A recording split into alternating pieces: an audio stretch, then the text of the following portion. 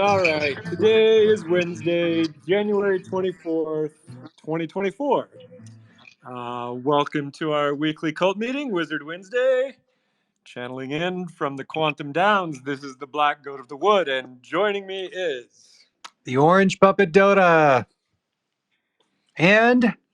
there we go, the big fuzzy Bearsnake say animal and. combo. What's going on, guys? What's going on? What's up, Wizard? We got a huge show today, boys. Huge. Huge, probably too big. Never. It's never too big. Bigger, always.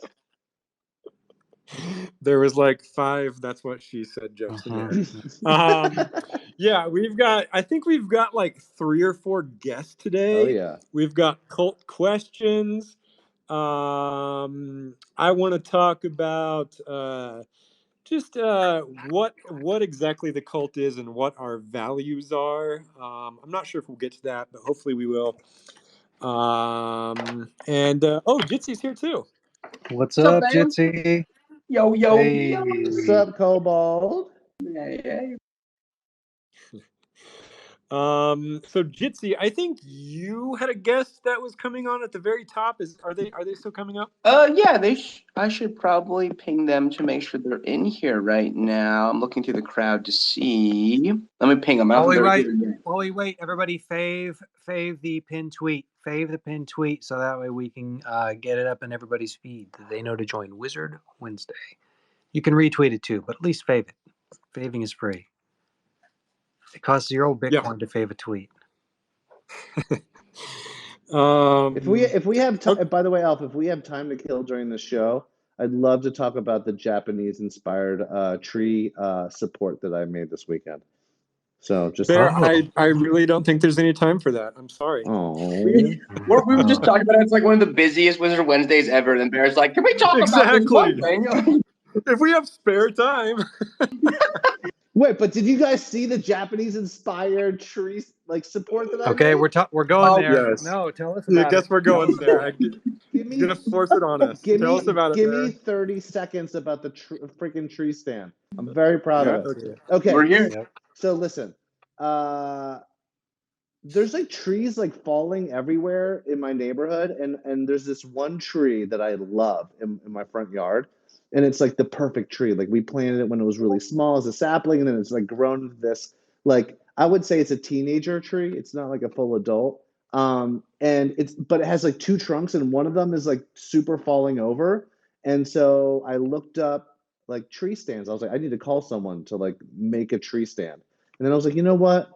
My dad taught me how to use tools. I'm gonna figure it out. Then I researched tree stands, stumbled across these beautiful Japanese-inspired tree stands. Yes, I'm still talking about tree stands. Me and my son built it this weekend. I'm very proud of it. I posted about it. That's end of story. Is it a tree on your property, or is it just in your neighborhood? No, it's a tree on my property, literally right next to the fire pit. Amazing. Waz just put a photo of it in the secret tower. So if Bear's description was interesting, then you've got to see a picture of it. It's right there. Yeah, I'll be starting a spaces after this space to talk about my tree stand. So you're welcome to join me. I think that's a good idea. I do too. Yeah.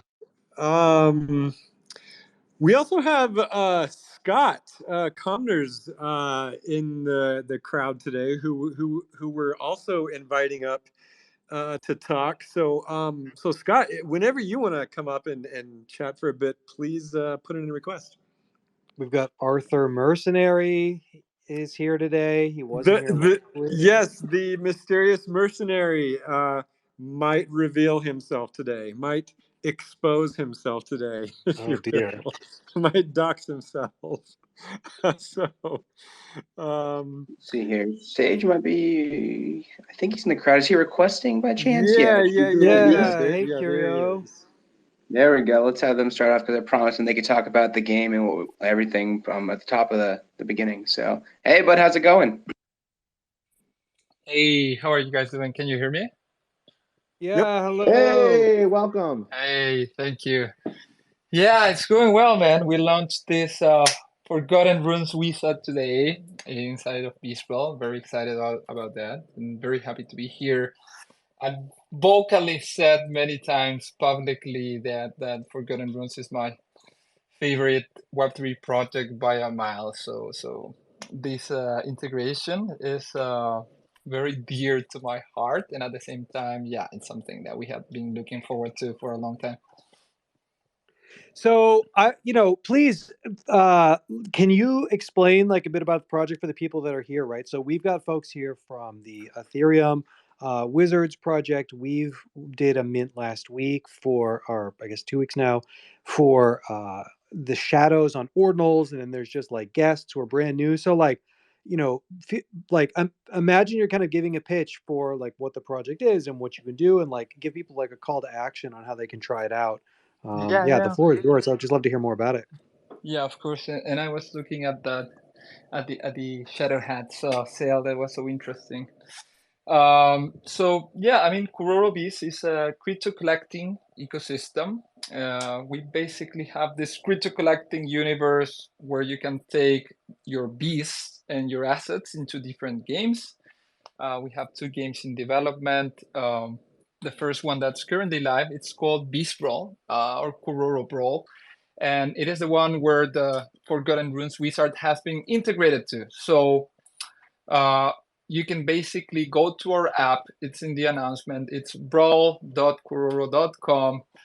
And just by holding a wizard soul or warrior in your wallet, you will gain access to this special character within the game, and you can use it in your teams and play with it.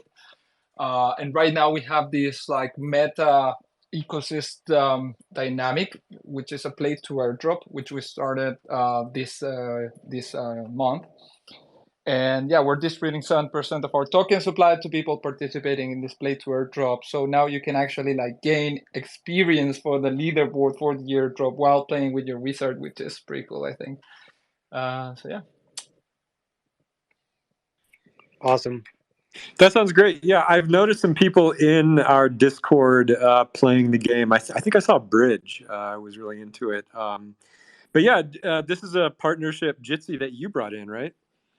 Yeah, I think, well, what happened was, if I remember correctly, Matto had known about the game and connected us in DMs very quickly. And then, like, over the last, like, I don't know, 3 months or so, we just get to talking and realizing, you know, one of the things that's really great about everything they're all doing is that they have a functioning game or like an element of play. Like, there aren't that many games in the space right now that have been building that long and have something playable. So I think one of my ultimate goals across like any collaborations is let's just have something sticky in the game, that's something that's playable for Wizards, and then we'll go from there, right? So it's just like a natural conversation of appreciation between both teams, and also like credit to Matto for putting it in front of me, because I don't know if I'd reached out at that point, but Matto was a big believer in it too. And so, you know, yeah. So yes, but team effort, teamwork makes the dream work, right? So happy we're here. Yeah, team effort. Yeah, we had a DM chat for a long while, and yeah, Matto is like a very active player actually and community member. So kudos to them as well. And yeah, super excited for this collab. By the way, like we're hearing some comments that the wizard is a bit OP. So if you have a wizard, go try it out and see for yourself. But yeah. Great. I mean, I asked the designers to put a bit of love there. We have like our main designer for this game. This is like basically Pokemon battles online. So if you know Pokemon Showdown, it's very similar. You create teams. It's free to play. You create teams with characters that are from like our ecosystem, bees from our collections. Also, you can unlock bees in an off-chain manner via an off-chain currency we have called shells. You also can use like brawlers from other ecosystems, such as the Forgotten Runes wizard, of course, and you engage in PvP battles against like players all around the world. We have this leaderboard, and on top of all of this, we have like our play to airdrop. And yeah, the game was designed by like actual competitive Pokemon players. There's like this circuit that has like world championships and stuff called Pokemon BGC, where people like actually go to live tournaments all over the world and compete. And the main designer for this game, which is a full-time team member, is a Pokemon BGC world champion and coach. He basically like lives out of this. So the game is really, really well designed. And yeah, we as him to put a bit of love into the design for the wizard, and I think he ended up being quite strong. So it's cool, yeah. Wizards being OP is not. It's like a good thing good problem to have, I guess, for us. But yeah, I hear you. Balancing is always an issue. Yeah, no, but it's super fun. Go try it out, guys. And yeah, access to warriors, wizards, and souls. So yeah. Amazing. So one more time, like, what's the domain that we visit if we want to try out the game? Yeah, it's brawl.kururo, the name of the project.com. If you go to the main announcement that we released today on Twitter, it's easier here because we're all here already. Pin it to the top. Yeah, let's pin the tweet. Top. Let's pin the tweet up top. You'll be able to find it. Yeah, so I'm not like the best at like working with spaces, but I'm commenting within the space here with with a link. Okay, so I'll pin the yeah, it's super up top. Super easy to get started because it's just like it's an instant game, so it's a browser game and free to play, so you can just like log in with your Discord, and you just like hit play and you're already like matched against someone. And then if you want to add your wizard into a team, you can go into a team builder and create a new team. And to make it easier for everyone, we have like pre-built builds for every character, so you don't have to like think too much if you don't want to. But then if you want to, there's like infinite customization you can do with the stats and moves and whatnot. So easy to get started, but infinitely deep as well if you want to go that route. And then, do you guys support like delegate cache for like connecting your wallets? Like, do you have to connect your wallet in order to play as a wizard?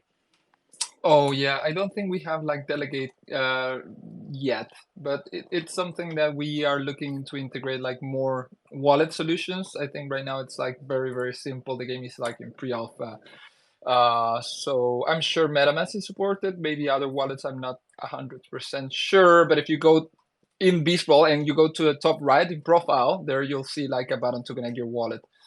Yeah. Cool. If a lot of, yeah.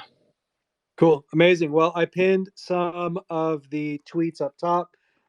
It's like really, really exciting to be in this game and to see wizards in this ecosystem. So I can't wait to try it out. I haven't got a chance to play it yet. Yeah, no, Hey. thank you guys for integrating, and hopefully this is the beginning of a long-standing partnership. So yeah, we're very excited about it. Heck yeah. Thank you so much for everything. It's been a pleasure talking and figuring stuff figuring stuff out. But this is what I'm here for. I feel like just keep on connecting games to what we're doing and keep on step by step making it happen. So thank you. Call out to Jitsi. Jitsi is just in constant beast mode, plugging Forgotten Runes into the best games in Web3. It's just it's amazing, dude. So lucky to have you on the team, man. How many games are we plugged into now, do you think? I think we're around we have some still in the works. There'll be another one next week too, a little bit alpha, but I think we're somewhere around like 15 to 20 integrated, if I remember correctly. But like, yeah, I'm just obsessed, man. Like, it is what it is. Like, I wouldn't be doing anything else. So let's keep it up. Let's get wizards everywhere. And also, it's all about supporting like the people that are making real games. Like, there are so many people this cycle and last that made vaporware and just like scammed communities out of like so much of their time and energy. Just have to find the good ones, right? And they're one of the good ones. We'll keep on doing it day by day. Let's fucking get it. And let me just say, when you tee up a partnership, I don't even have to ask if the game is good, because you are just a destroyer when you don't like something. You're so brutal. So it's like you're the perfect filter, because I never question anything that anyone you're bringing in, because you are like the best judge of a game. So appreciate you, dude. I know how high our standard is, so therefore the standard whenever we connect with people has to be high as well, right? So I appreciate it, but I just do it for us, right? So hell yeah. Awesome. Great. Well, yeah. Thanks, Kururo Beast. Go check it out, guys, if you want to play that. Yeah. Thanks so much for hosting me, guys, and for the partnership. Go check it out. If you have a wizard, soul, or warrior, you'll have access to it. So hopefully you guys enjoy it. I do have to run because I have a birthday I have to attend to. So thanks so much for the time, guys, and we'll keep seeing each other. All right. Thank you. All right. Thanks. Thanks for coming, man. Bye. Cool. Do you guys want to talk to Scott now? Heck yes. Do I always want want to talk to one Scott. Yeah, do I want to talk to one of my favorite people? Yes, the answer is yes. Yeah. Thank you guys. What's up, You're my Scott? favorite people too. Can I tee Scott up real fast? Yeah, go for it. Okay. You know how everybody talks about like a lot of people's favorite part about this space is like meeting people and creating bonds and friendships. I think for me, Scott is just so exemplary of that exact thing. We were introduced through Adam Hollander. Shout out to the Shadow Hat King. And I got to, my daughter goes to college in Boston, and Scott lives in Boston. I got to hang out with him one morning, and Scott, I just appreciate you, man. You are everything I'm not. You're really good at math. You're probably a really fast reader. And you totally understand what we're doing. And I think we wanted you to be able to talk about your book, which I don't know how you describe it, but I kind of see it as sort of like the de facto Bible for digital ownership and how blockchain is sort of pushing it forward. So would love for you to shill away and talk about your amazing accomplishment. I super want to hear about your book. I'm really, really interested. So I know that. So please, like, can you give us like a, I don't know, tell us about it, please. I'll hand it over to you. Thank you so much. First of all, let me just say, Bear, thank you for that extraordinary introduction, and it's 100% mutual. I mean, like, you are just one of the most extraordinary and giving people I've met in the entirety of this space and in my life, right? It's just handsome too, also handsome, right? Oh, absolutely, yeah. Talk about you say all the things I'm not, right? Bear is like sort of snazzy, sharp, handsome, all of those excellent things. But no, seriously, I mean, and becoming part of Forgotten Runes has been one of the most extraordinary experiences for me in the space as well. And so it's like a huge honor to be on the Wizard Wednesday stage. So, first of all, what was the point of the book? So Steve and I wrote the first Harvard Business Review article about NFTs way back in November 2021. And that was a really extraordinary experience. We it came about almost by accident, like I had gotten I'd gotten into NFTs a little bit by accident, and realized I see all of this. I've been crypto aware and crypto attuned, even worked on some sort of crypto market design projects in 17, 18, 19, but had never really understood the consumer potential of this technology, right? Like that, and particularly the extent to which NFTs were going to underpin the consumer, crypto experience, right? That, so much of our lives, our digital lives, can live in these property rights that are attached to NFT assets. And so I was realizing, crud, I have to teach this in, I'm rewriting my entire class in real time for January, February 2022. It is currently August 2021. I need to become expert enough in this to teach it between now and then. And how do you do that? You sort of write like crazy, you immerse yourself, you try to understand everything. And so one opportunity that came up was to write this Harvard Business Review article. And I didn't know nearly enough. I sort of felt like I had beginnings of ideas and frameworks, but I needed a counterpart, I needed a collaborator. And Steve and I had met in an NFT Twitter space. We have still never met in person, incidentally. We met in an NFT Twitter space and had hit it off and had been sharing articles and thoughts back and forth. And I reached out to him and I was like, would you be willing to do this? And I was terrified he was going to say no, because I figured if Steve said no, the whole thing was going to fall apart. And he was like, oh my God, yeah, that's great. So we write this thing, over the week that was NFT NYC and Ape Fest. We're flipping drafts as he's getting back and forth from conference sessions and yacht events and whatever. And then we put out that article, and the reception in the community was really huge. It was extraordinary, actually. It was really wonderful to see that we had reflected back to people a lot of what they were experiencing in the value of NFTs and NFT community. But then also, we started getting all these questions from businesses, how do we think about this? How should we strategize this and that?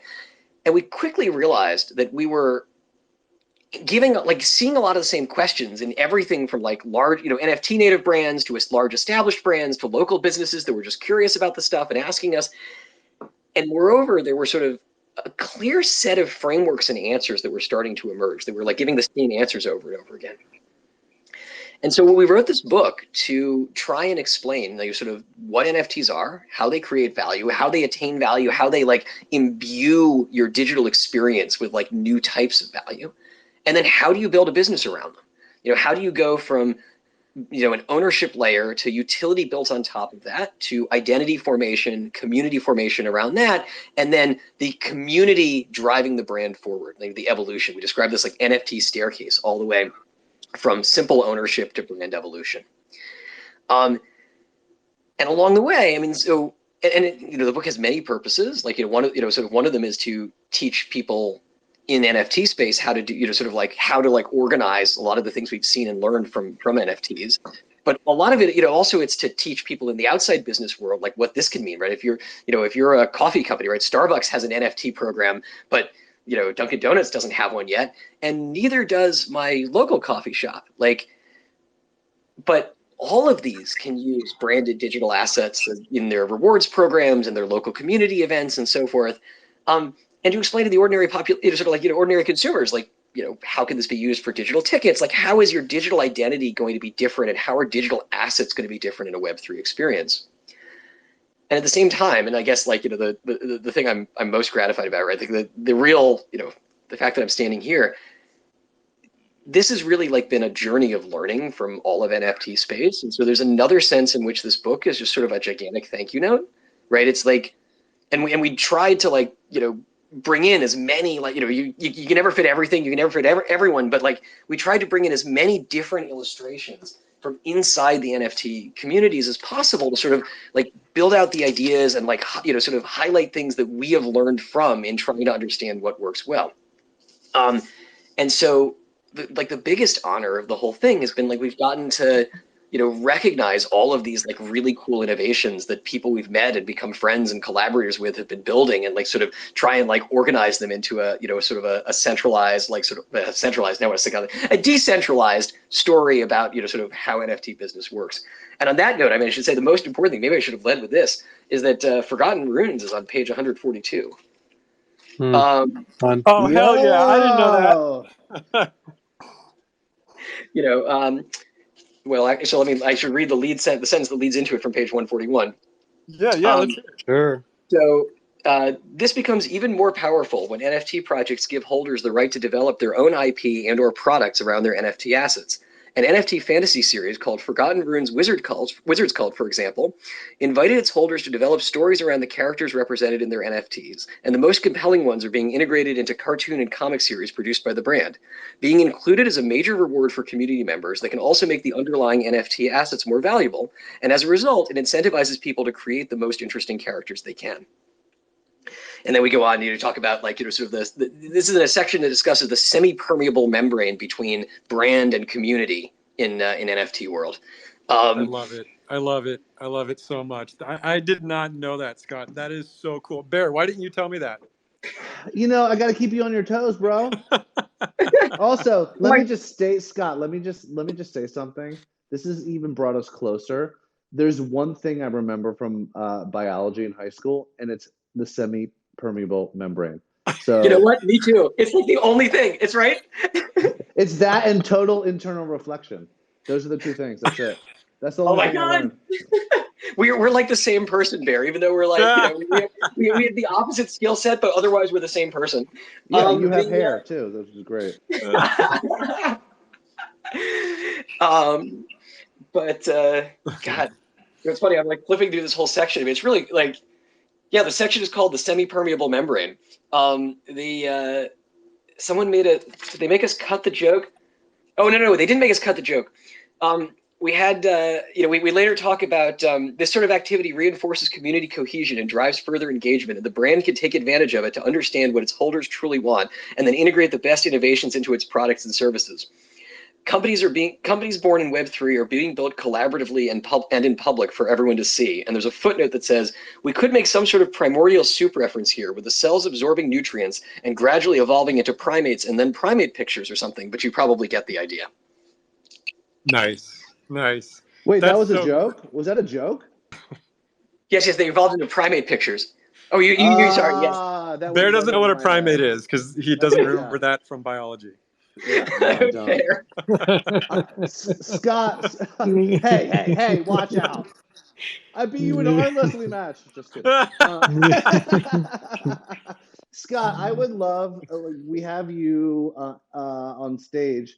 I'd love to get your opinion on something that, like, I think we all grapple with, is this idea of, like, when someone hears the acronym NFT, they think of, like, a PFP project, which I think to the people on stage and in the audience, for the most part, think that's absurd, right? Because, like, an NFT can represent, a deed to your house, any kind of, like, record of anything. What has to happen for us to sort of progress that, to sort of progress the technology? It's a great If that question. makes sense. I mean, honestly, I think a big part of it is just getting individual and very simple and intuitive consumer applications into people's hands. Like I often talk about digital ticketing as a particular lead case here, because everybody intuitively understands the idea that it's really hard to have a secondary market for digital tickets that are just QR codes and emails. And like everyone's like had this moment of like, oh, did I just buy that Hamilton ticket from like, somebody who's like actually selling it to 5 other people? And so it's really like, but the second you get your first NF ticket, right? The second you set up your first digital wallet, or even like have a digital wallet set up for you in some ticket account, and like get intuitive, familiarity with the idea that this asset like is secured in such a, designed in such a fashion that when it moves from one place to another, it's like actually moved like a physical ticket stub, or ticket and then stub. Now suddenly, A, you have a little bit of familiarity with what digital assets work in Web3. And B, you actually have a wallet, and wallets are interoperable. It's not like you just create an account at Ticketmaster. It's like you have an account that can be used for everything. And so I think it's a lot about, and similarly, right? If someone joins, if someone like, plays one of the Rune's games, right? They're going to like start acquiring digital assets and then start experiencing Web3 very quickly and very naturally and intuitively, right? It like starts in a context you're used to, playing an online game. And then you acquire some digital assets, and then you're told, oh, by the way, like, if you have these digital assets, you can go to some other thing like Discord or like this other website and utilize those assets to have some totally different functionality. And users are going to start realizing that with these Web3 accounts, the internet is stitched much more closely together than they might have thought, and certainly than they've been used to. So on the one hand, I think it's just about like very simple applications, simple and like intuitive applications, opening people up to the ecosystem, and then and onboarding them along the way, and then driving them to like sort of discover other and I'd say more exotic, fancier applications. And then the other thing, I mean, like on the other hand, is just also the technology has to get much more accessible, and that's happening reasonably quickly. Finally, I think like digital wallets and like account systems are becoming more intuitive and gaining more consumer accessibility and more consumer protection as well. And I think that's really important, right? Like a big barrier to adoption, even if you're like totally bought in on the concept, right? Like I'm very Web3, and yet I'm basically like only on one chain because it's just like such a pain to set up wallets on multiple chains, and like you have to like go through all this rigmarole with seed phrases and stuff. Like that will become much easier very quickly, and especially like the more these consumer applications drive a need for like technology that runs one layer of abstraction above the rails of crypto, and I think that too is going to be like really important for people getting into it. Yeah, it's true. I think you've seen a lot of this move forward, even with like Bitcoin with Ordinals. Ordinals has moved Bitcoin forward into the world of web wallets. When you look at a lot Absolutely. of like the tutorials or instructions for using Bitcoin for the last 10 years, it's been this idea that you would use Sparrow wallet or like some desktop application in order to kind of sign transactions. And it's not that web wallets didn't exist, but really they got this like major adoption through the Ordinals protocol, and a lot of people like wanting that kind of MetaMask style experience. And I think what you're saying resonates with me. So like on the one hand, I think getting Bitcoin and using Ordinals doesn't actually feel that different from Ethereum, sort of, right? When you download like Phantom to get NFTs on Magic Eden from Solana, it doesn't feel that different from MetaMask, sort of, but there's still a lot of like sharp edges in understanding like how long should it take for your transaction to confirm, where do you get the addresses, how do you make sure that you're sending funds to the right place, like you can't undo it if you do it wrong. And so well, I just think that we can see that there's like maybe an everything wallet that needs to be invented that abstracts over all of those different chains and gives you kind of like an easy UI that deals with all that complexity under the hood for you. Build it, Dotta. Yeah, there you go. Exactly. Is Rune's going to put that out next month too? Yeah. No, Scott, Rune's wallet. I think like, yeah, definitely all the tech stuff definitely needs to get simpler. But, you know, I think like all of us in the whole NFT community over the past 2 years can also just, I don't know, pat ourselves on the back, because before NFTs, crypto was largely finance and tech bros. And NFTs brought the art and the culture, and it just really exploded the entire space in ways that just regular crypto never would have. And so just that alone, just like attaching fun pixel characters and making games and writing pages and pages of lore about tokens, just really brings in an entirely new cohort of people that never would Absolutely. have came in before. And you know, I don't know if you explored this idea in your book, Scott, but one thing that I just love about NFTs and really our community in general, our project, is this idea that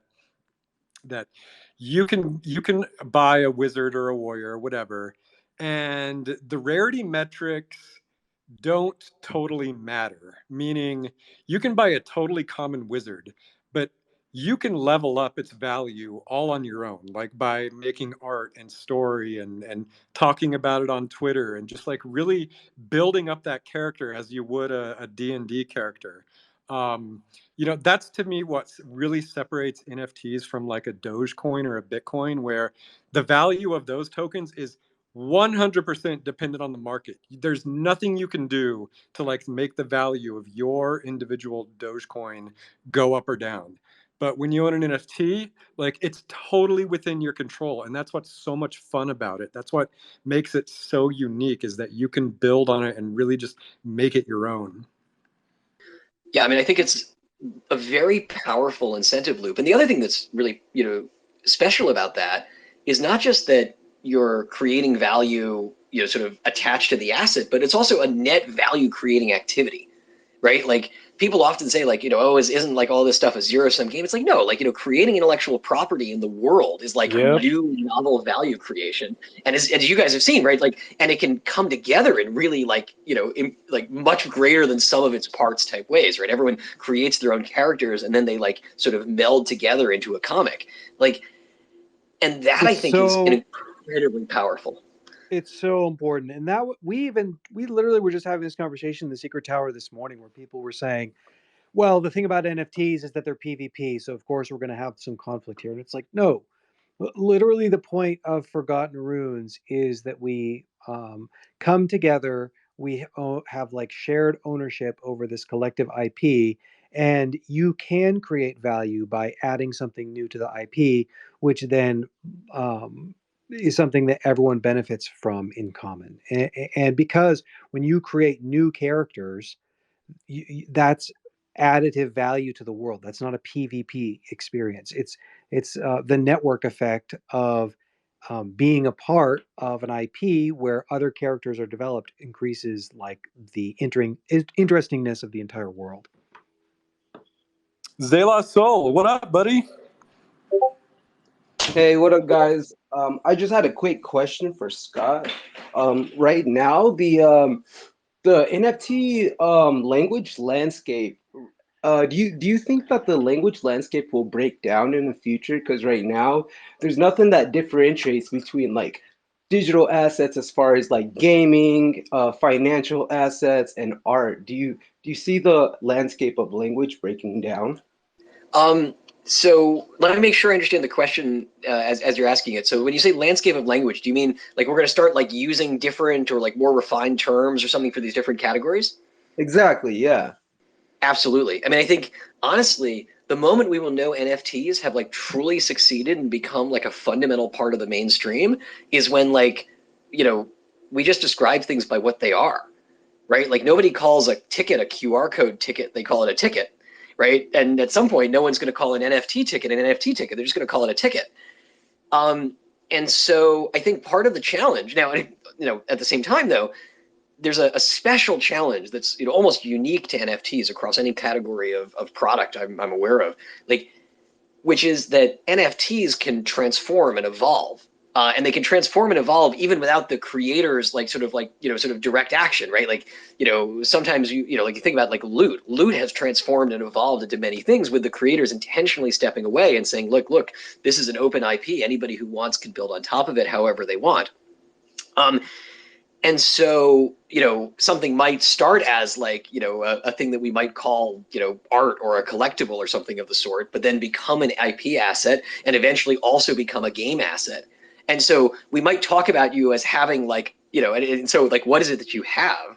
Sorry, I know I'm using all, sort of almost all Rune's metaphors, but I figure this is an audience that won't mind that. It's like, what do you have? You have a wizard, right? Like, which is kind of a funny sentence to think about in sort of like ordinary English, right? Like, I've never had a wizard before I joined the cult. Like, what does it even mean to like have your own wizard, right? Like, do I have a book about a wizard? Do I have like, it's like, no, you have a wizard that interoperates in all these different environments and does all these different things. Right. It's not just like that you have a pixel PFP, but it's actually like an entire character in whatever way that manifests, whether that's a pixel walk cycle or a 3D model or the story around that character, or like the merch that's based on that character. It's like you own like the platonic ideal of this wizard. Exactly. Yeah, the reason why I asked as well is because I feel like just the word NFT is just so charged with so much controversy. Like, I feel like there might not even be as much adoption as we might think until these terms evolve, like you're saying. No, I mean, I think you're right. And like if you look at like a lot of the like recent mass market NFT releases, right? Like Nike.swoosh and like, a lot of them have just chosen to go with like digital collectible, or like Starbucks has stamp, right? Like they're using like, again, terms that are slightly more intuitive and like abstract from the technology a little bit. But I also think that's fine, right? Like the key is that people need to understand that these are assets they own. And like, if it's a collectible, you typically own a collectible.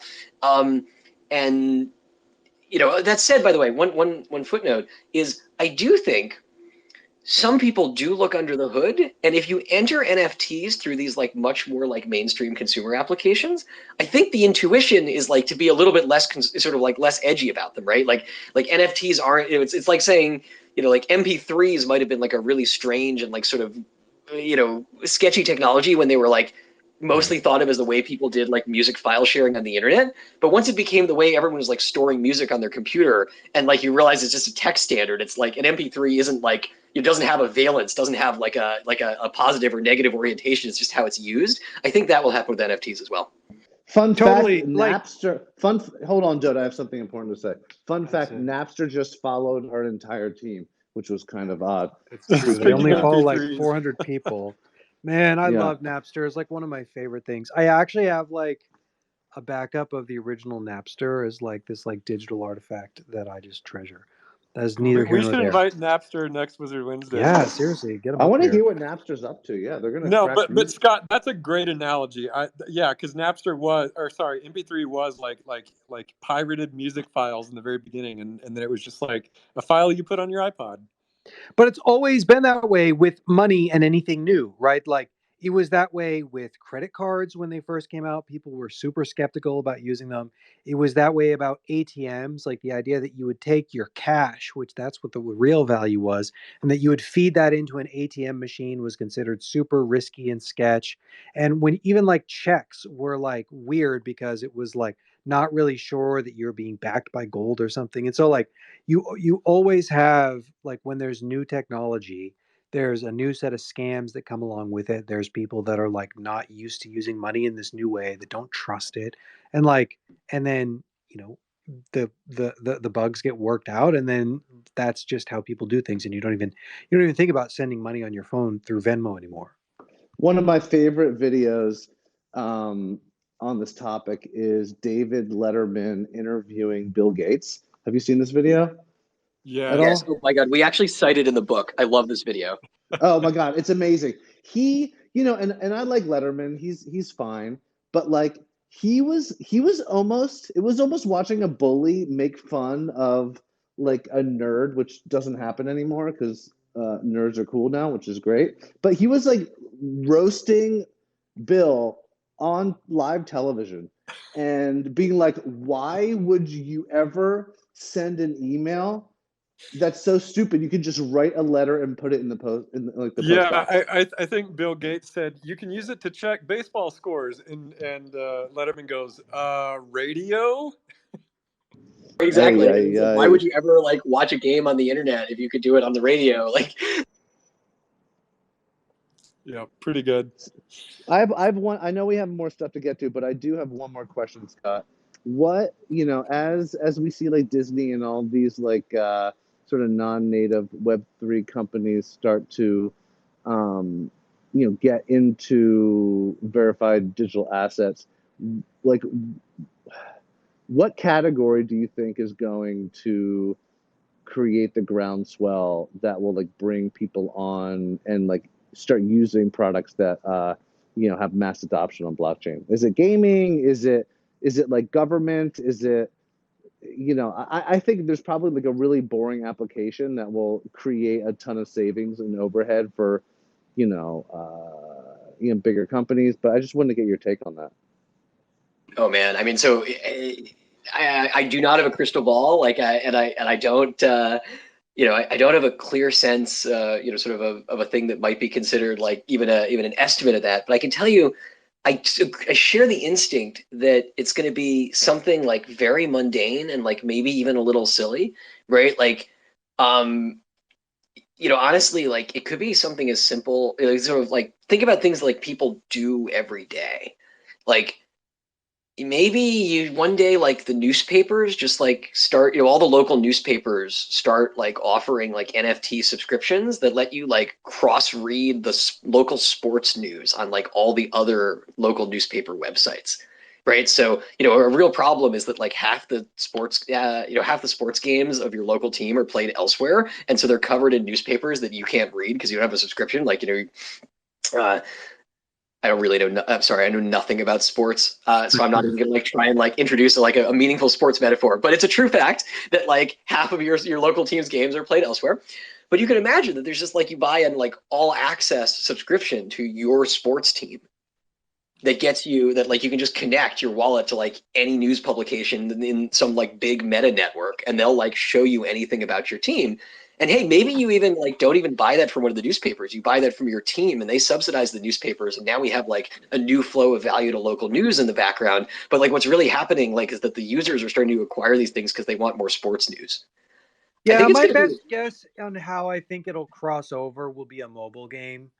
I think that like the regulatory environment in the US is so difficult that like in order to get the degree of like centralization that you need to make something easy to use, you run up against all of the like securities laws and custodies laws and a huge amount of liability. And so I think that like gaming is really one of the only areas where you can basically make a case for them not being securities but still have a token that millions and millions of people that will can use, and you basically have like a solid legal defense that it's not a security, that you're basically using crypto technology for the back end. Like if I had to put my money somewhere, that's where I think it's going to show up, right? Like we already are doing in-app purchases on our phones for like microtransactions just like all the time anyway. And so the barrier there is probably not even as much regulation so much as like the app store commissions, right? It's Apple and Google that are holding that back. And so that's why I think PWAs are a really interesting like technology, because you're able to circumvent those app stores. But really what I just see is holding us back is both like the SEC regulation in the US for any sort of like financialized application, and then it's the app stores in terms of gaming. But I don't know. I agree. don't think that Disney or any of these legacy studios are going to try what we're doing, though, which is breaking up their IP and tokenizing it. Disney is not going to sell fractions of Mickey Mouse or whatever character they own. I don't even think they would like generate a 10K character project and allow fans to build with them. That is the antithesis of how they've made money for the past 100 years. So I agree with you, this Elf. is where I think we have a major leg up. We're doing this entirely new model where we have sold pieces of our IP and our entire community shares in it. But I don't see them doing anything like that. I agree with you. Historically, that is so true.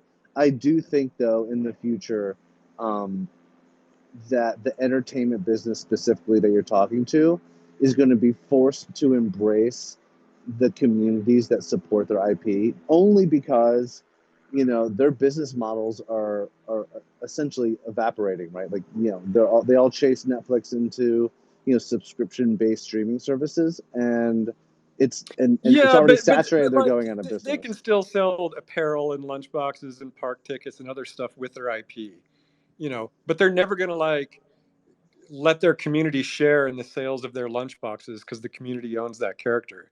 They're just never going to do that. So you're saying we're going to buy Disney at some point No, in the future? I'm saying Disney is going to try to buy us before we stomp their asses into the ground. Love it. Love it. We got Tad Major raising a hand. We got Zane. Yeah, what's up, That was Tad? so based. I love it. I'm eating chips, sorry, but I love you, El. Hey, I what's love you up? too, Jitsi.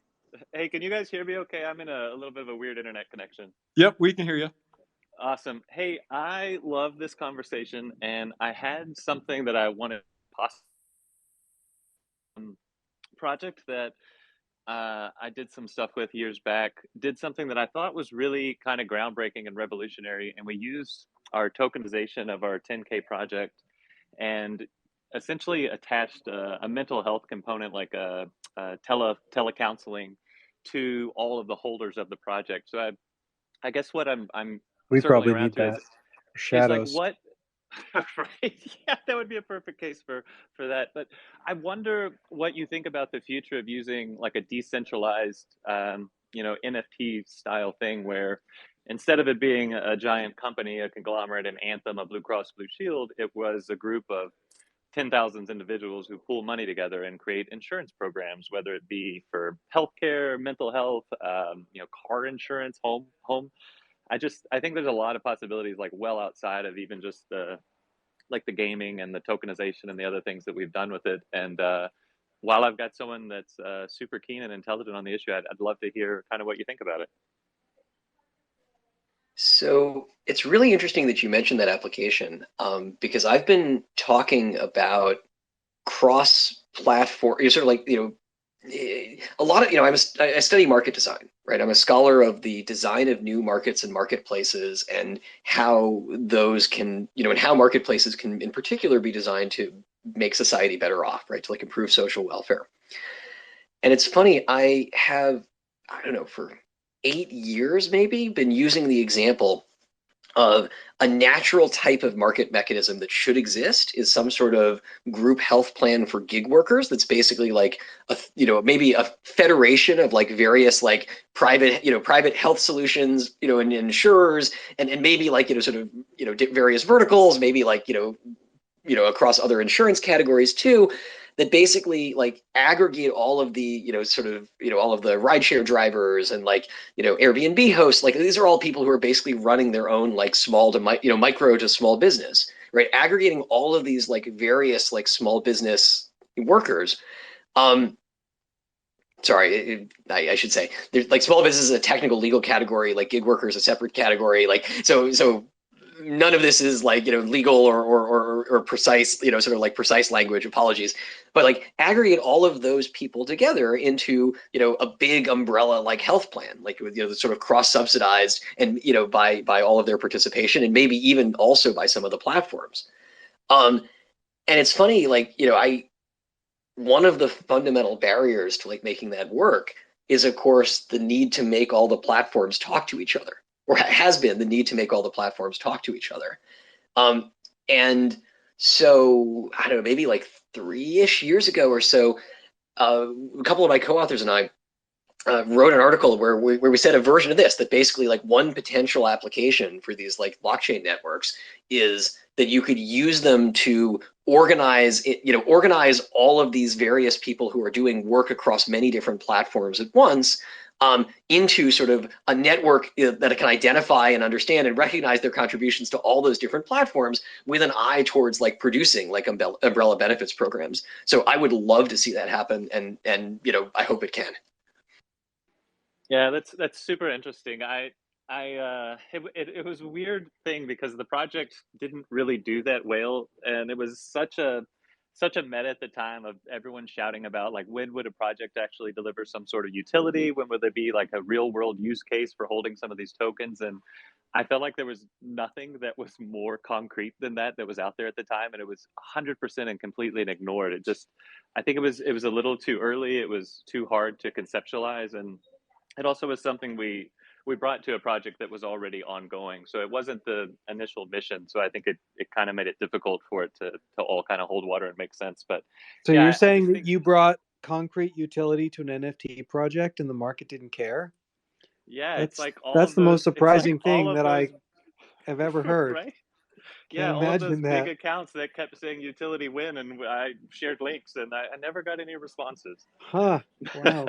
But I think there's a lot of different use cases for the blockchain tech and different things that will just naturally grow from that. And I think it's it's just interesting to consider what things outside of just PFP, just different organizations of people, what you could do with different groupings of people. And I myself come from a healthcare background, and much of that time in hospital, and actually wrote some hospital policy for a while, and just how just burdensome all of that is, and how bad that whole realm operates. Seems like there's just a tremendous ability for some sort of shift to happen.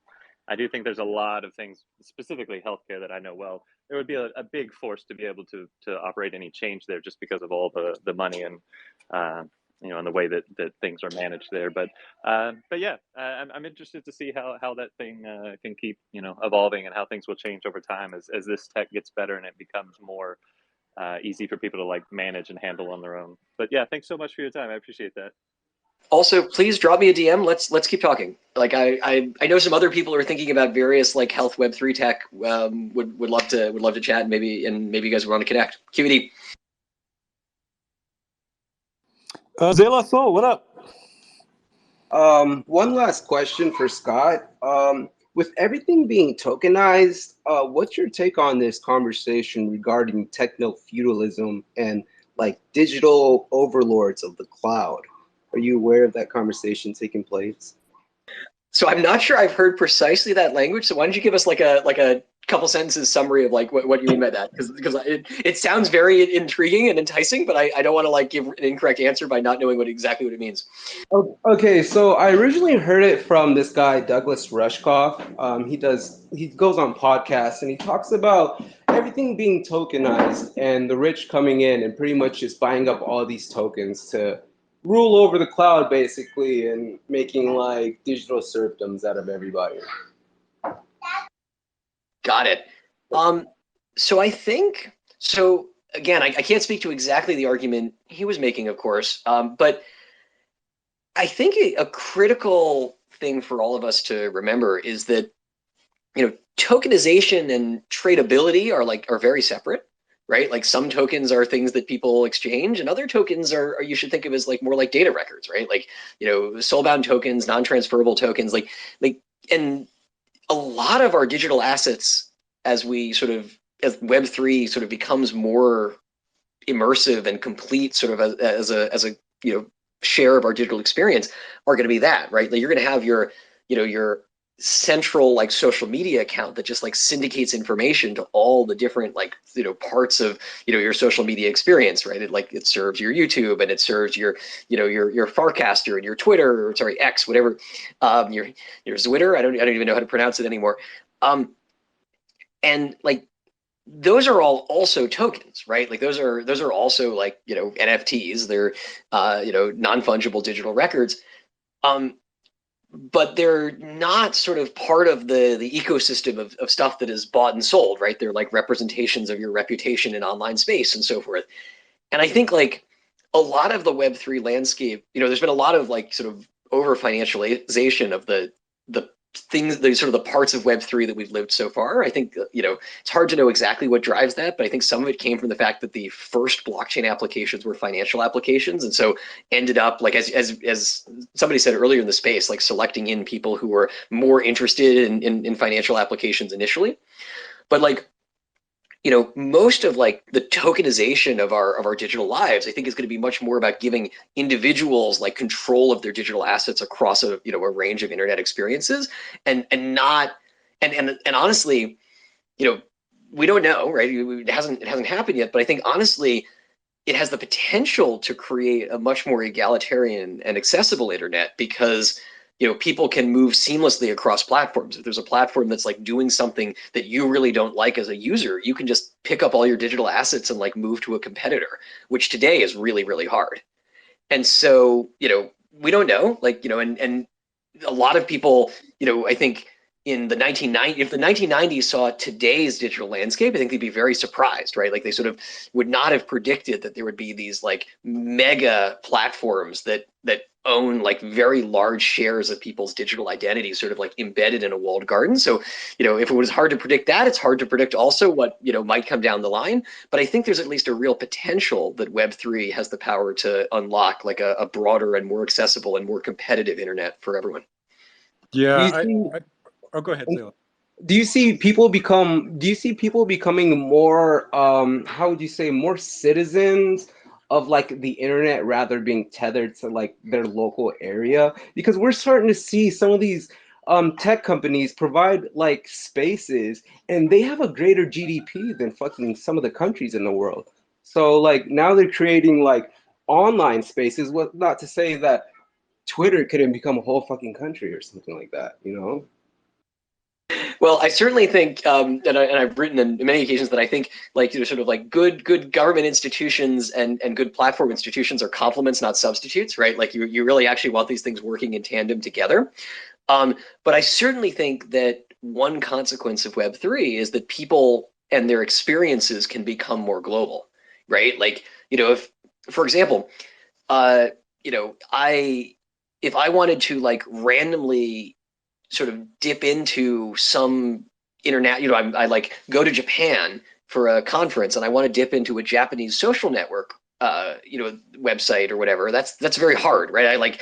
It's like hard to establish an identity on a platform in a country that you don't live in, and in a language you don't speak. Like, but you could imagine that if I could port over, right? If I could somehow like reflect into the local, you know, sort of whatever the local platform is, all of my identity from, you know, what I do on Twitter and LinkedIn and so forth, like everything that's sort of like in my US centric like platform identity, that might like make it possible very quickly to sort of like connect me and sort of explain. In fact, honestly, we've all experienced versions of this.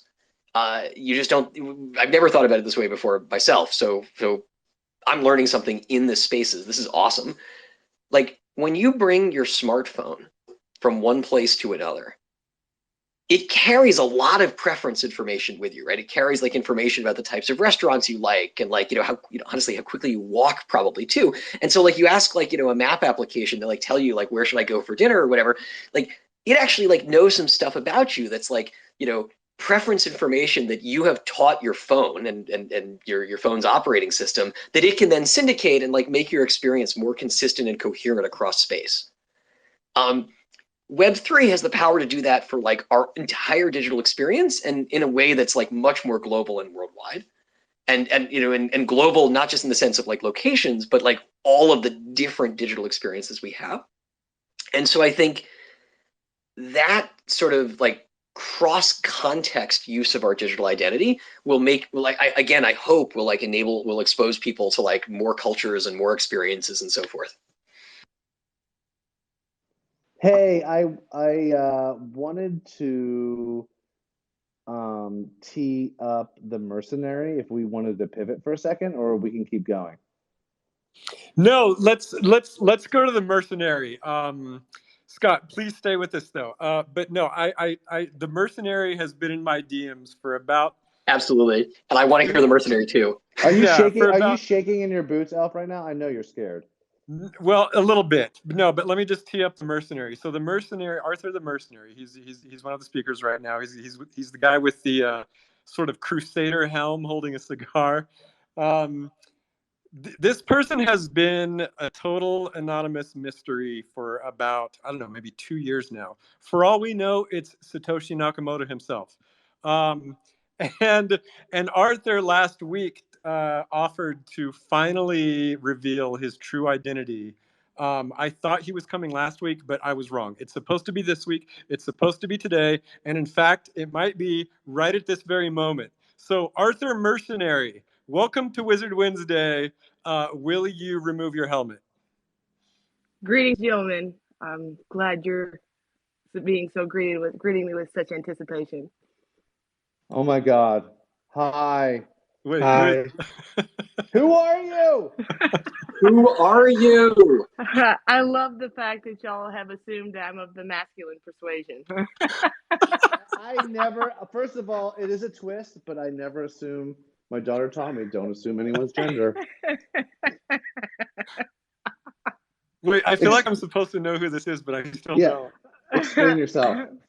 So, my name is Nicole Harold. I am a photographer by trade. I live in Nashville, Tennessee, and my buddy and I, Rory Higgins, came up with this idea once Forgotten Runes was released, and then because I had missed the whole deal with the Wizards at the time, and I was just getting into NFTs, and y'all had released the Warriors edition, and we had decided to we came up with this crazy idea to come up with a story with a whole backstory, because we had Rory had told me that y'all were very much into people playing stories with their characters, so we decided to come up with this elaborate plan to keep this such a mystery and create a character that had so much mystery to it, and then we would allow y'all to assume that I was a man the entire time. So we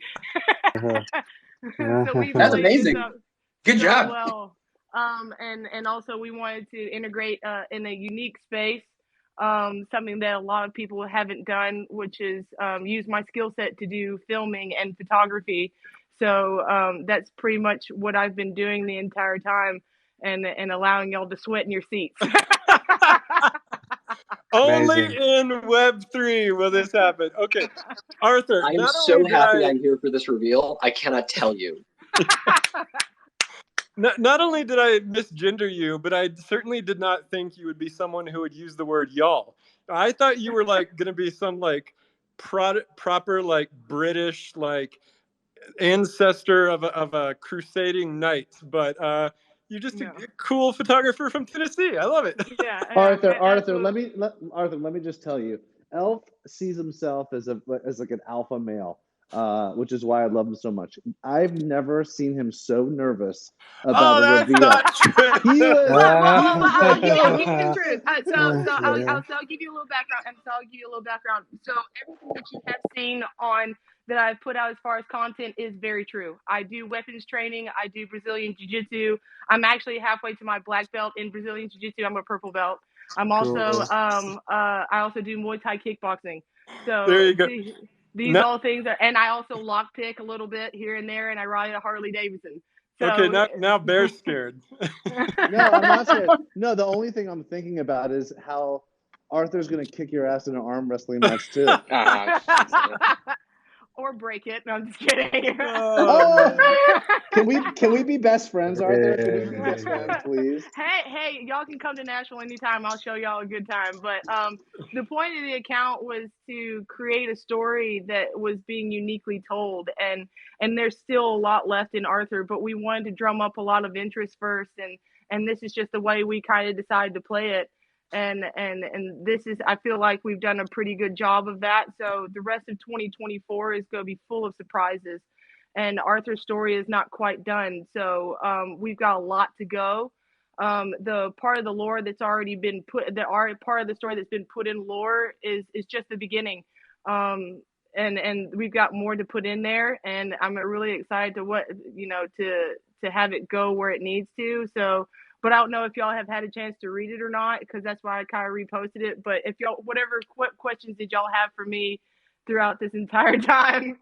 Yeah, well, honestly, my biggest question is, do you actually own that Crusader Knight helmet? That thing looks amazing. I do.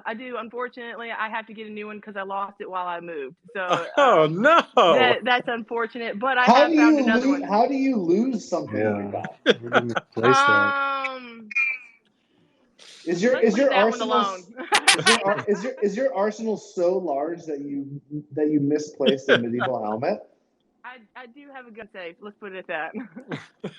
We're gonna get along. We're gonna get along just swimmingly. I've built a couple of AR-15, so let's just put it at that. Okay. But yeah, so that's just kind of where we've left it at. Arthur is a character that has been scorned by a lot of trauma and darkness and left. And the thing is that Arthur has, in the beginning, Arthur's village was pillaged by slave traders and in royalty, and her kingdom was destroyed, and nobody knew it because it was such a small thing. And so she went into the arena because she had such tenacity about her, and she decided to train herself and became such a force to be dealt with. But she also wanted to find the perpetrators that did such heinous things to her village, to her kingdom, and now she's on the hunt. But it happened at such an early age for her that as growth occurred, no one knows what she looks like. So she was very astute. She's very cunning, and she's very, very she's always got 5 moves ahead, and that's what we tried to portray to everybody here, is that she's always going to be ahead at all costs. So it makes complete sense that Elf is super scared of you. I do play chess. I do dabble in chess.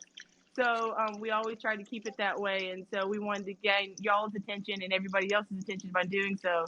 So if y'all follow the account, more stories are to come, and I was super excited to get the opportunity to share this with y'all outright. I love it, Arthur. I'm so glad you came on. It's been like a 2-year mystery solved finally. Although I feel like you've got some more surprises up your sleeve for us. All I had to say in the Southern saying, "Buckle up, Buttercup." We ain't done yet, because I'll leave you with this: is that if somebody in the South threatens you, you will say, "Well, come on and get it," because I will kick. I will give you the country ass whooping you deserve at this point. And that's exactly where we're taking this story. Exactly. We're going to give you as much thrill and jerking, and that you'll never know where it's going to come from. So that's the goal. So if y'all give Arthur the Mercenary account a follow, you definitely won't be disappointed. I literally, I hope you have a guest room, because I just booked my ticket down to Nashville. Yeah. I do actually. I actually do. So come on down. Message me anytime y'all are coming to Nashville, and I'll definitely show y'all how we do it down here in the South. Amazing. The cult is full of surprises. Man, no joke. I love the cult. That's great, Arthur. All right, well, yeah, come back anytime. Arthur, thank you. I have some friends on stage. I want to get to Begin. Hi, Begin. But I also want to say hi to Erica, who I met last year, and is one of the few writers, journalists in Web3 and crypto that actually does research and then writes actual true facts. So hi, Erica. Hey, y'all. I'm just kidding. I'm not actually from Nashville as well, but that was so awesome. It's fine. Though. I say y'all all the time. That was such a crazy ride. I just came on stage, and Arthur was just crazy cool, though. But yeah, I saw the friends on stage, Bearsnake, Scott, and so decided to just come say hi, join the conversation. Hello, thank you for the kind words, but yeah, I don't have that much to say. Buy the everything token, I guess, if you guys already talked about that. But I wanted to ask, actually, I just thought of a question. Wait, can you guys hear me or no? Yeah. Yep. Hello. Oh, Yep, okay, we got you. okay. You're good. So You have our Thank you. full Thank you for the attention. plug for the book. you Yep. guys are, the wizards, and right now, the Taproot wizards and ordinals are, really dominating the conversation. Is there room for more than one type of wizard in Web3, or is it more of like a wizard rivalry? Eric, it's funny you asked that because we talked about this a few weeks ago. So we actually had one of the Taproot guys up here. We are definitely friends. It could be a friendly rivalry, but what I really said to him a few weeks ago was, if the last NFT cycle was dominated by apes and monkeys and primates, this NFT cycle is going to be dominated by wizards. Because the space has matured. We're no longer just dumb degens like throwing monkey poo against the wall. We are super advanced artists and creators and coders, and we're building really mature shit. So yeah, there's probably honestly not enough wizards in the space just yet. That's awesome. I love that. I did one of those wizard shower videos last year, so that was fun to make. Nice. Well, join the cult. We've been around for, since like the very beginning of the last cycle. And we never take a shower. We haven't showered yet, but when we destroy Disney, we might finally shower. But yeah, no, we've been here for like 2.5 years. So very good. Yeah, Bear, do you want to introduce Begin? Yes, I would love to. I'm like teeing everybody up today. I'm like having a lot of my favorite people. So we haven't even got the cult questions yet. That's okay. It's all right. This is like one of my favorite Wizard Wednesdays in a while, so I'm having fun. So I'll keep it short. So my family is sick of me talking about Wizard JPEGs, and I have nowhere to go. About a year and a half ago, I thanks to Bridge, who's a speaker up here, introduced me to what I think is probably one of the most sort of, gosh, I want to say punk rock, I want to say powerful, I want to say influential IRL meetups. It's called IRLAlpha. It's 10 blocks from my house. It's my reprieve every single Thursday night. A lot of wizards who live in LA come through all the time. It's in Venice Beach. It's in Venice Beach. And Begin, along with a small handful of people, run that show. And thank God they kept going through the bear because they were my island. So Begin, what's going on? Maybe one of the best hosts in all of Web3. Stop. You're embarrassing me. Just hanging out, going from space to space, meeting to meeting today, talking about speed running in Discord right now. The usual stuff. I will say this is my first time being introduced to this Arthur Mercenary character, and I love nothing more than rattling off a bunch of hobbies, slipping in lockpicking. I will say, if you guys aren't into lockpicking, I'm only casual. I went to a tech meetup one time, and on every table there was a lock and a pick and a nerd going around saying, "You want to teach me how to lockpick?" And that's how I got into it. It's a great hobby. I need that. So I built a new shed and I put a lock on it, and I don't know what happened. It got locked. My kids locked it, and then I couldn't get in. The key was inside because there was no reason to lock it. There's nobody here. And I was like, dang it, I really need to learn how to lockpick, but I didn't want to wait for Amazon. So I had to crawl in through a window. But man, I really need to pick up lockpicking. I know someone who opens doors. I have a lockpicking kit and bolt cutters in my trunk at all times. He's a designated door breaker down. That's his job. Also, wait, real quick. Oh, There's been some crazy stuff said this stage, and I've just been sitting here, taking it all in. But I have to say something. Begin's voice is probably one of the smoothest radio speaking voices I've ever heard in my entire life. Is everyone just so blown away when he just started sexy. speaking? It's buttery.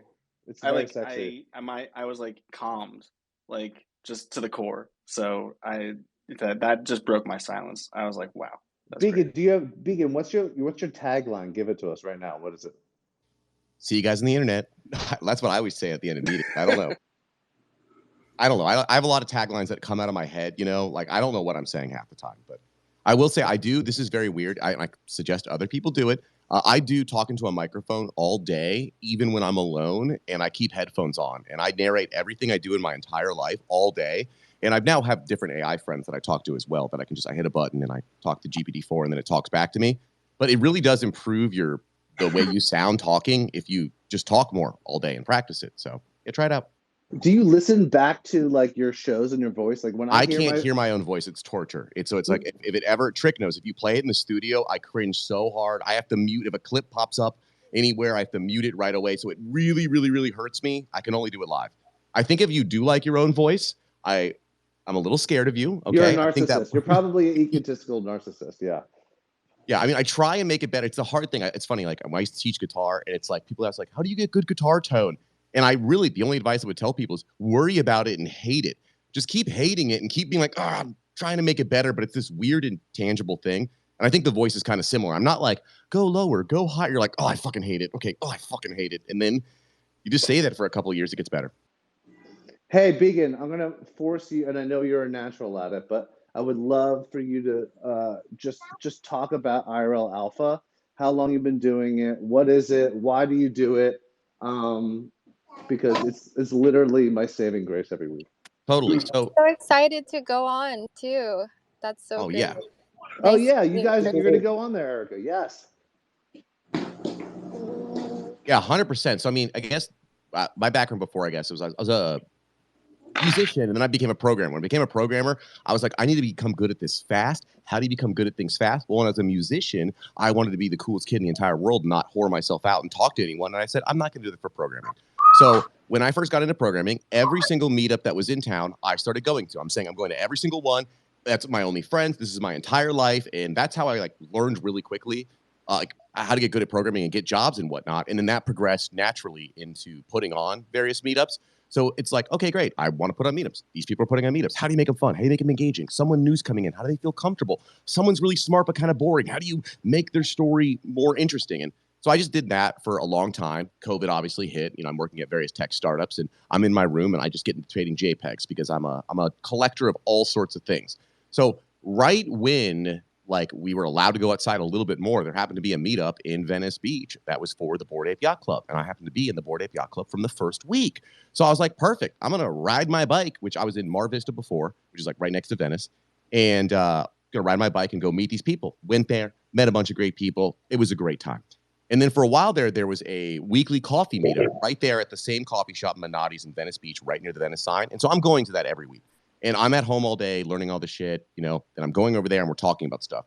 However, the same things kept happening. There's like a lot of people showing up to say, hey, teach me about this. Hey, teach me about that. Hey, what is an NFT? What does on-chain really mean?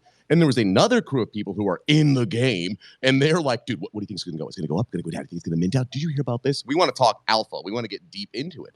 And after a while, I mean, it was like a couple of months of the meetup. It ended up being essentially me and Patrick Amadon talking to each other and a circle of people around us and us just going, what do you think about that? What do you think about that? Do you think about that? And us essentially like fighting and arguing. And that then progressed. Literally, it would go from there, the coffee shop, and it's like, okay, we're closed. Go away, guys.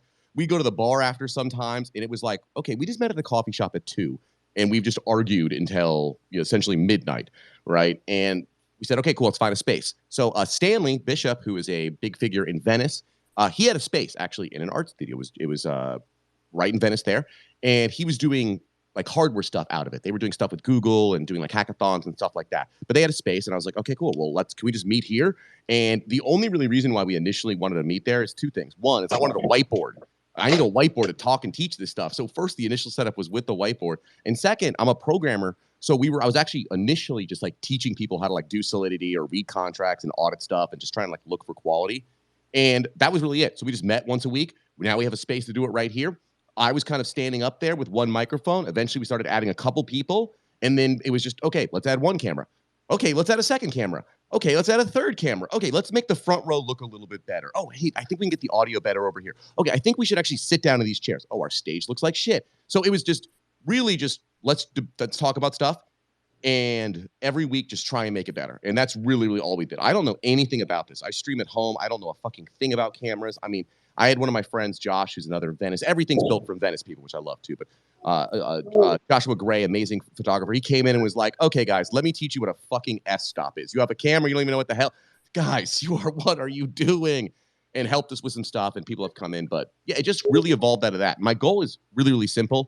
I'm in so many communities, and I really don't like if communities just talk about their own stuff. I like to butt my head against people. I want to hear different ideas. I want to hear different thoughts. I want to like see if my ideas work in the real world. So how do you create a space where it's not just Forgotten Runes, not just apes, not just Solana MFers, but all together, fighting, learning, talking. And that every week someone is telling me something. I'm like, I have no clue what you're talking about. If I know everything that's happening in my own meetup, it doesn't matter if I'm in this 24/7. That's not possible. It's like too diverse. So how do you just keep bringing those people together and doing that? And now it's just like the productions got better and better. We start learning more about how to run a better show. We did all these little things. Like we always have the first 2 rows are by people who are like, they should be on the panel every week. We don't have enough room on the panel. So it's like, well, the first 2 rows are people who could be on it every week, like a space. And then that makes it so easy. I've got, every time I say something, I see the front row shaking their head violently. And I'm like, great, I know exactly who to go to. What's going on? So that was a long ramble, but yeah, just evolved out of that. Stuck to my pants. Well, I know that like Bridge, you introduced me to Begin, and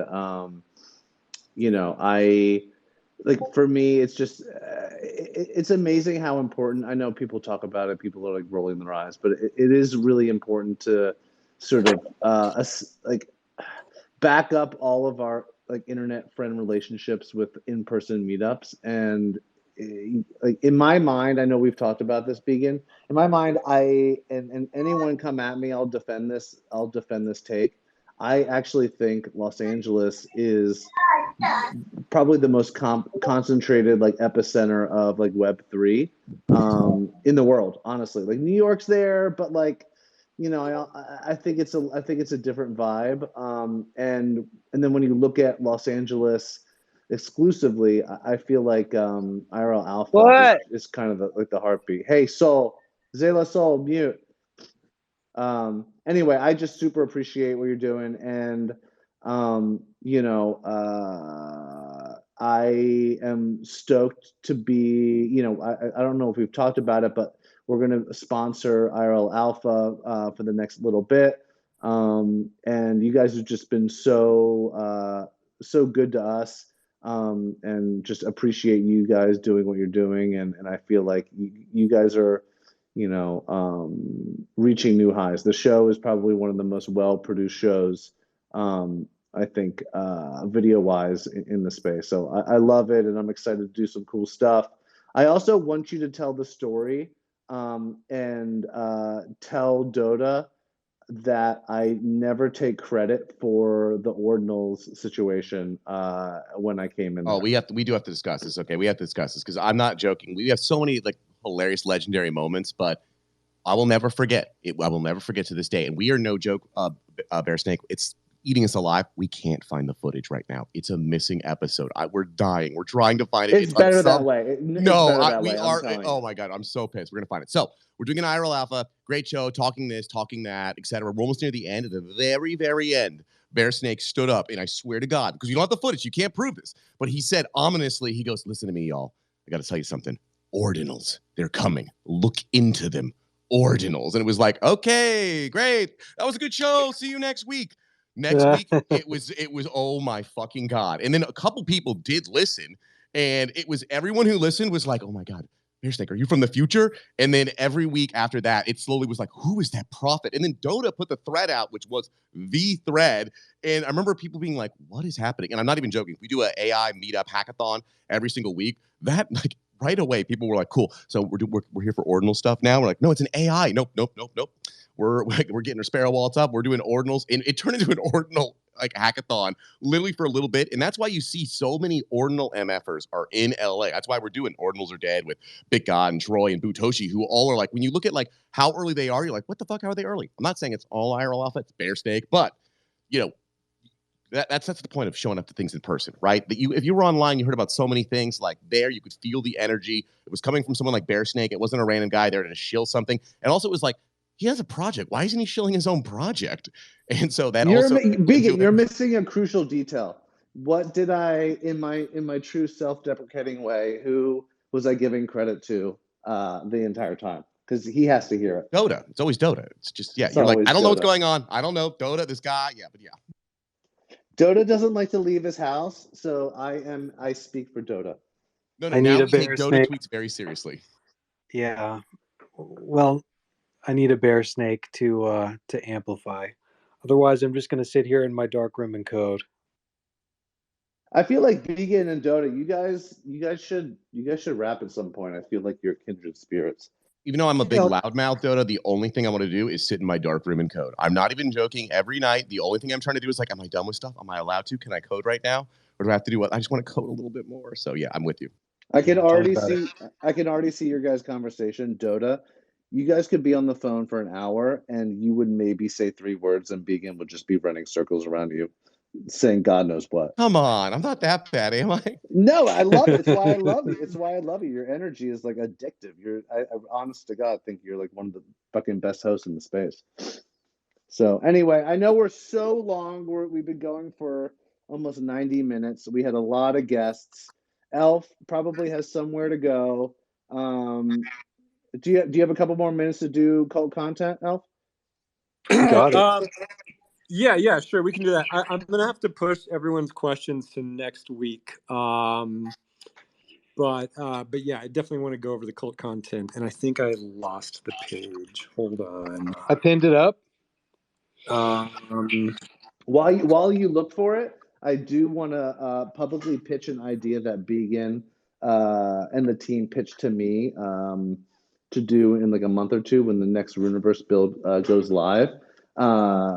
Some of you may be old enough to remember LAN parties, and so part of the sponsorship with IRLAlpha is we're talking about, and this was your idea, Beacon, is doing a LAN party sleepover at IRLAlpha. I already have my sleeping bag ready to go, and so I really want to make that happen. I know Jitsi might fly out from the East Coast to come.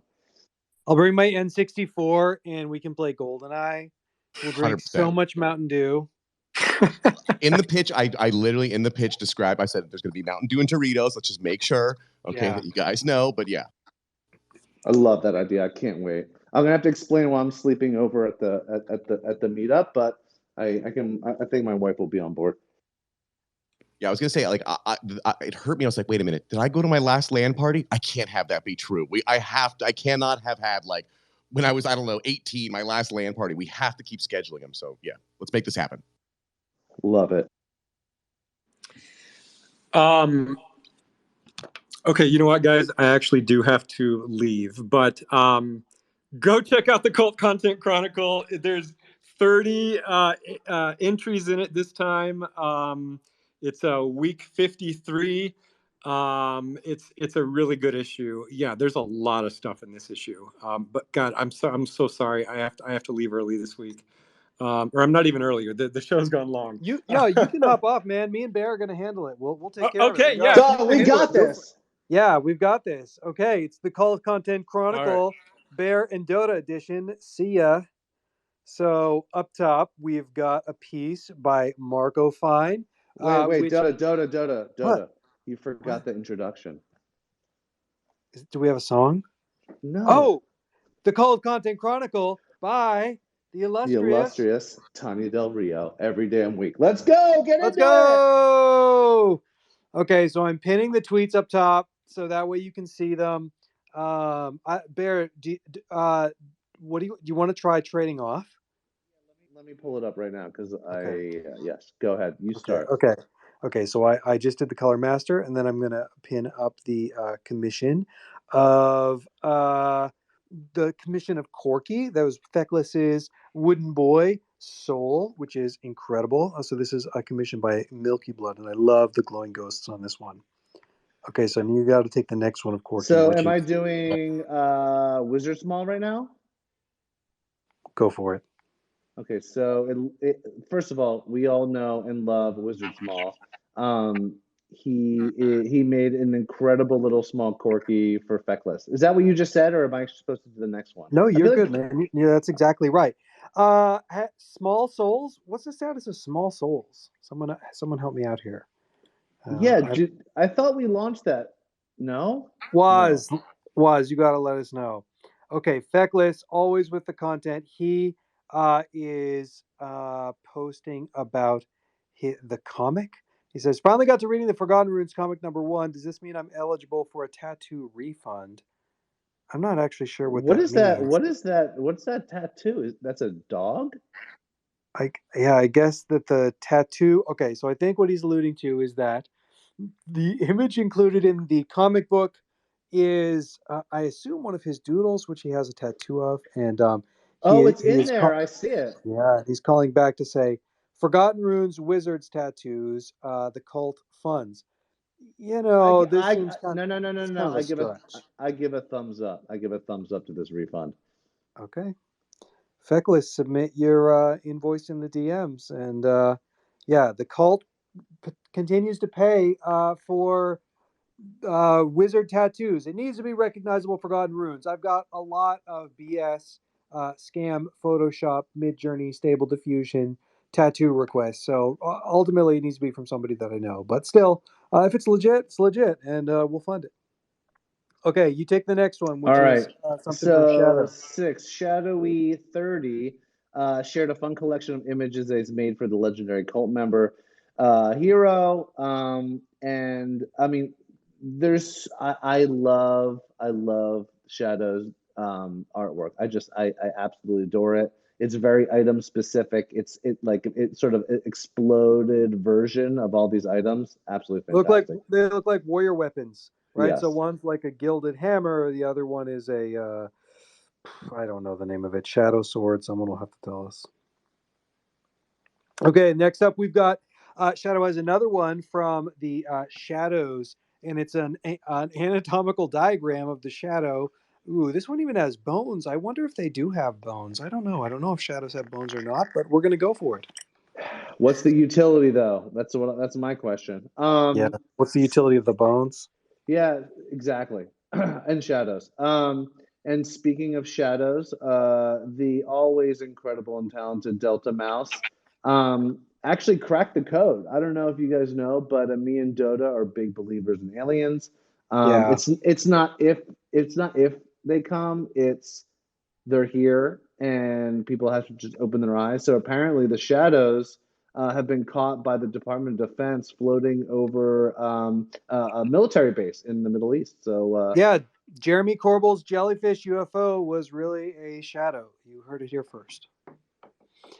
Speaking also of shadows, Cosmic Bird said, I told my therapist when I'm working on my shadow self, this is what I mean. So she's working on a Jungian integration of her shadow self, and it shows up in the X-rays. Yeah, I'd go get a second opinion on that. You might want to get that checked out.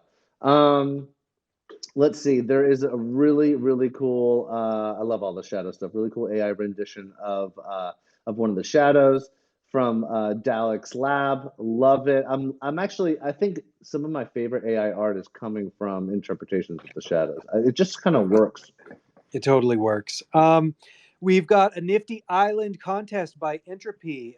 So Entropy is just fantastic. He really knows how to work a tweet, and he says, somewhere on my island is a secret. If you find it, post it with tags and you'll win a prize. The prize value is approximately $140. And that's fun. So hop on to Entropy's nifty island and see if you can win the prize. Very cool. Let's see here. The next one is, sorry, people, my DMs are blowing up right now. I'm so sorry. It's me, because we have a meeting right now, but you keep on going.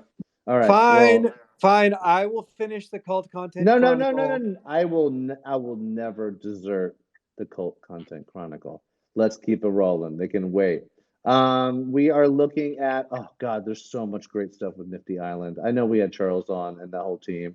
But Crypto Osanu shared this image of their little Nifty Island and it looks like they're warming their hands against a like a very like geometric fire. I guess it's giving off some kind of heat. Love it. I love that they're putting the original art in the space too. Shout out to Nifty Island. Love those guys. And we've got some more AI art from Dapper with some of his new souls, which I think he just picked up yesterday. So this would be Soul 553 and 4689. Oh man, how much do I love the retro gaming figures of this Revenant. I just love it so much. The toy AI gens just really bring me back. It's one of my favorite pieces of cult content. Yeah, the death mushroom. I mean, come on, Began. That's something you should check out. Check out the WizBot we have going on in the Forgotten Runes server. You'd love it. Okay, one of the most iconic cult members, Meeple Dad, and his daughter collaborated on an AI piece, coloring page, which, as you know, we are big fans of coloring books in the cult. We put one in our first comic book. It is absolutely gorgeous. This is a family affair. Love to see it. Love you, Meeple. Meeple Dad also has one on Quentin playing the Runeverse Road. Take me home to the spells where I belong. Pitch perfect, baby. By the way, where's the? I don't see a guitar. We might have to have Elf add a guitar to the collection. But I love that. I love that he put down his weapon and picked up a guitar and was singing to a penguin. It's fantastic. Okay, Meeple, again, not surprising, is talking about he's written 30% of all Book of Lore entries in 2024. Holy Really? smokes, that's insane. I also want to call him out for calling me out for not writing my lore in the Book of Lore. He has been on my ass. There's so much guilt. I just feel like there's so much Too much pressure. There's too much pressure. Use the lore bot. Use the lore bot in Discord. I don't want to do that. I don't believe in AI. It's going to destroy the world. It's not AI. It's just like you can do it from Discord. You don't even have to use the website. All right, fine. Okay, I'm going to do the next three. We've got a poem by Suggested Lore on the Grim Reaper. I would read it, but we don't have enough time. We've got an amazing vintage comic book from Igdul of his wizard floating some books, watching a TV. And Waz, of course, has a GPT-4 poem as well, which I'll share up here, and you can read it. Fantastic. Let's see. God, this is, by the way, can we just stop and pause? I know we're going long. Every week, this is how much content the cult is making. It's unbelievable. It's ridiculous. I don't know if you've heard of Magus Devon. If you haven't, get yourself right because they're iconic. They created a real-life prototype of a doll that could be possible. It's so cool. Let's figure out how. Waz, get your 3D printer and boot it up. Let's go. Sweet Bread also has an image of a cat ghost, and Madazuki says, I think there's something wrong with my shadow hats. Incredible, incredible piece by Bread, as always. Maze has got a Pepe/Imp wizard. Man, I love this style. It's really fun. I love So that. good. It's so good. Yeah. It gives me Lil Nas vibes, by the way. I can't even believe how many more we have, but we're just gonna keep going. If you want to hang up and be lame, be lame. And if you want to be cool, hang around and read the rest of the cult content. Chronicle. Yeah, we won't judge you. Just kidding. We're super gonna judge you. Next up, Mage Wild has been on a roll creating fun AI images such as this piece with his whiz Nosferatu. Speaking of Nosferatu, listen, this is a mashup world. Nosferatu can meet a samurai-looking MFer, and we're very excited about that. Wild Mage also created an ode to the Shadow Hats. It's like high-res pixel. I feel like those are the Shadow Hats sort of attacking. Is that right? Yep, that's right. Yeah. And your favorite cult leader continuing his dancing cult member trend. released a piece of Oz dancing with a gnome and pink butterflies. I think he's done a couple other dancing. There's another one. This one doesn't actually share, but it's of Magus Chio dancing with her fox and mushroom. We already talked about the Curio. I actually don't know how to say it. Kururo. I have no idea how to even speak English. Yeah, we talked about that. That was a good. But here's a project I'm excited about: the Heroes of Cucumberland. So Feckless and the Heroes of Cucumber has been teasing that there's mystery meat coming. That these might be dynamic NFTs, and the Cucumber Dome will be your first experience that allows you to shape your heroes, but may not be the last. So, ooh, that's exciting. Bacon. Let's see. Magic Monday news. They post up every single week. It's incredible. They had Meeple Dad on. They had Treat of the Week was the Golden Calf. And the Wizard Jeopardy, and they did their Wizard Jeopardy with a chance to play and win Forgotten Runes prize, which is a pony, which is pretty freaking cool. And the Grateful Ape, one of the earliest Spaces hosts to have us on, he posted his wizard, Ethan of the Wood, and his friend Windtail have some new lore, so check it out. He shared it. We shared it up top. And that is the Cult Content Chronicle for this week. Wow, that was epic. Okay, I have to jump. It was a great show. Love you, Dotta. All right. Sorry, Elf had to cut out. Signing off. This has been the Orange Puppet Dotta. This has been Bearsnake, Elf J Trul, Began, Scott, Jitsi, Scott, Zayla Soul, Bridge, Tanya Del Rio, Trick, and the entire Forgotten Runes Wizards cult. Good night, everybody. Stay magic!